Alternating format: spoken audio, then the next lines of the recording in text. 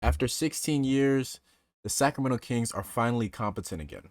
What is going on, guys? So, back again with another video. Man, it's fine. I'm happy. I'm smiling, and I'm not even a Kings fan, but it's so exciting. I'm so happy to see that the Sacramento Kings are finally doing positive things on an NBA court. The Kings have been the laughingstock of the league for so long, and this season they're shutting a lot of people up because as of right now, the Kings sit as the 6th seed in the Western Conference.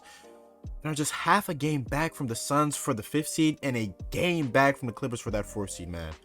Who would have thought? I mean, to be honest with you, a lot of people should have expected this because looking at their roster construction, it made sense. And we're going to get into each player individually, but the team is comprised of De'Aaron Fox and Domantas Sabonis. You have two all-star players right there. You drafted Keegan Murray with the 4th overall pick. You traded a first-round pick for Kevin Huerter. You signed Malik Monk. That core is nasty, man. And not to mention, you got mainstay guys like Harrison Barnes and Davion Mitchell and Terrence Davis, who you accumulated over the last few years. This has been a long time coming, man. But finally, Kings fans have something positive to talk about. They have something to look forward to every night when it comes to their basketball games. And even then, the biggest signing or the biggest move they made this season wasn't, drafting Keegan Murray or whatever else. It was the hiring of Mike Brown, who has brought this tenacity. He's brought this culture to the team, as well as sprinkling in some Warrior style play wherever he can. So let's dive deep into the Sacramento Kings. Let's talk about things that they've done extremely well this season. So just pulling up some stats, this Sacramento Kings team is hooping, man. They are balling out right now. As it stands currently, they have the 2nd best scoring offense in the league, just behind the number 1 seeded Boston Celtics. They're attempting the 6th most threes a game. They're averaging the 7th most assists in the league. And you can see where the Warrior style of play comes in. They run a motion style of offense where all these players are constantly moving, and the team just gels and fits so well. So let's break that down. The team is comprised of your 2 all-star players in De'Aaron Fox, who is this super athletic point guard who scores very well in the mid-range and can get to the rim at will. And then you have this passing center in Domantas Sabonis, who is in terms of passing bigs, he's up there with Nikola Jokic, I truly believe. And the rest of the team is comprised of these lethal shooters in Kevin Huerter and Keegan Murray, Malik Monk, Harrison Barnes. That right there is 40% three-point shooters. Now, Malik Monk is not shooting 40%, but we know how good of a shooter he is. But I feel like we got to dive deeper into each player to really highlight what these players do well.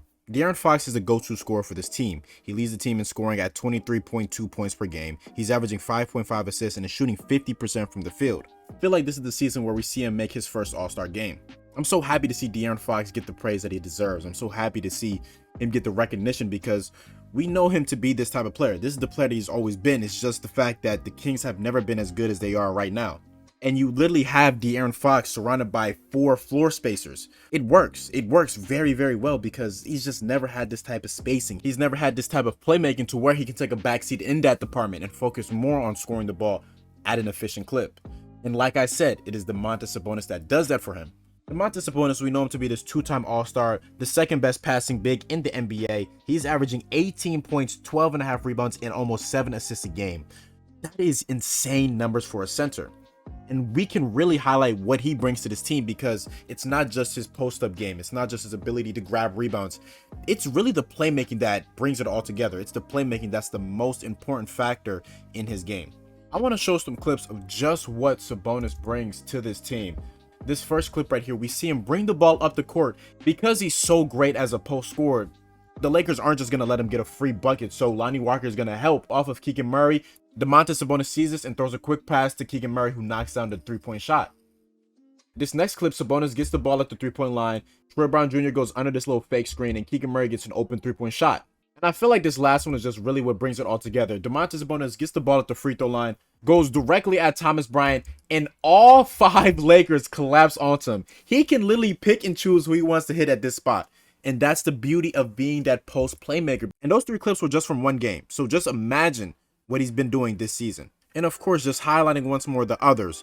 Like I said, the Kings spent a first-round pick on Kevin Huerter, and this was a very underrated move this offseason. Kevin Huerter's in the midst of his best season in his NBA career. He's averaging a career-high 15.3 points per game. He's shooting a career-high 41% from 3 and is taking a career-high 7 threes a game. Keegan Murray, like we talked about, was the 4th overall pick in this past year's NBA draft, and a lot of people kind of hated the pick because Keegan Murray is already 22 years old, so people thought that the Kings should have looked to take Jaden Ivey, and I agree with that, but Keegan's been very solid. Malik Monk was a scorcher for the Lakers, and he used that leverage to sign this deal with the Kings, reuniting with his best friend in De'Aaron Fox from their Kentucky days, and he's been a flamethrower off their bench. And then we can't forget Harrison Barnes, who I think is honestly the longest tenured King aside from De'Aaron Fox. I mean, we know him to be a lethal shooter, the same type of shooter that he's been for a majority of his career.